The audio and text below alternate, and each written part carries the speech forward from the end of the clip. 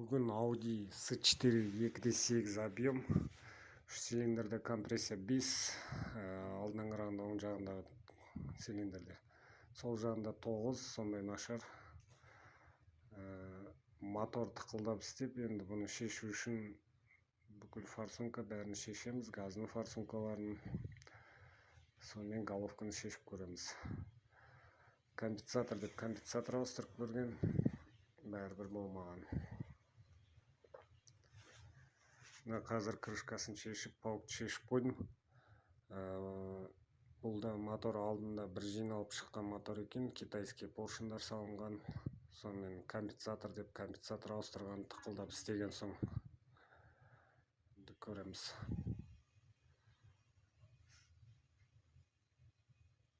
Поршындарын шығарып алдым. Қалай жинағанын білмеймін. Мен мынау кольцтердің зазорларын бір жағына қаратып қойған ғой. Міне мынау кольцтердің зазоры бір бетінде тұр.